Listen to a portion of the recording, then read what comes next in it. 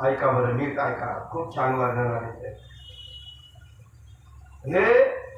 तिच्या पतीचे वीर्यकण एका रात्रीत स्त्रीच्या रजामध्ये मिसळून एकरूप बनतो. माणूस कसा उत्पन्न होता ऐका, लक्ष देऊन. 5 रात्रीचा कालावधी गेला का तो बुडबुड्यासारखं बुडबुड्याचं रूप धारण करतोय. पाण्यावर जसं हवेचा बुडबुडा तयार होतो ना, ही प्रक्रिया गर्भधारण झाल्यापासून 5 रात्रीमध्ये तो बुडबुड्यासारखा होतो. 10 दिवसामध्ये आपलं बोराचं फळ असतं ना, बोर, ती बोरं खातो, छोटीशी टोपळ, ही ऍपल बोर नाही. तुमचं डोकं तिकडे पुढे चालता. छोटासा बोर असतो ना, त्या बोरासारखा थोडासा कठीण होतो. त्यानंतर मांसपेशी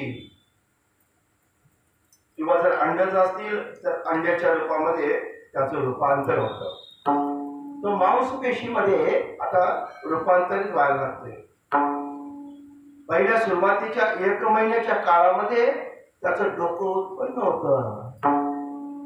आपण कसे तयार होतो आईच्या गर्भामध्ये? 1 महिन्यानंतर डोक्याला आकार येतोय. 2 महिन्यानंतर त्याला हात आणि पाय असे छोटे छोटे अवयव निफुटायला लागतात, तयार होतात. 3 महिन्यानंतर 3 महिन्यात त्याला नख आणि ते रोम, छोटीशी लव शरीरावर त्वचेवर असते ना, हे 3 महिन्यामध्ये छोटी छोटी हाडं, त्याच्यावर एकदम नाजूक असलेले ते चांगलं रामकृष्णाई यासारखं बसा.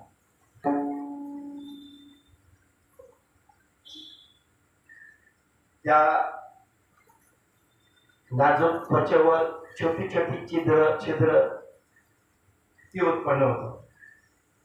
4 महिन्यामध्ये त्यामध्ये थोडस मांस आणि सप्त धातू उत्पन्न व्हायला सुरुवात होते. ही 4 महिन्याची प्रक्रिया. 5व्या महिन्यामध्ये त्या गर्भाला थोडी थोडी तहान आणि भूक लागायला सुरुवात होते. 6व्या महिन्यामध्ये तो त्या पापुत्र्यामध्ये लपेटला जातो आणि उजव्या कुशीवर फिरू लागतो. त्याचा गुंडाळ होतं आणि 6व्या महिन्यामध्ये तो उजव्या कुशीवर फिरायला लागतोय. आणि त्यामुळं आता तो थोडासा तयार झालेला जीव, आता त्याच्यावर परिणाम आईनं खाल्लेल्या वस्तूचा डायरेक्ट व्हायला लागला 6व्या महिन्यामध्ये.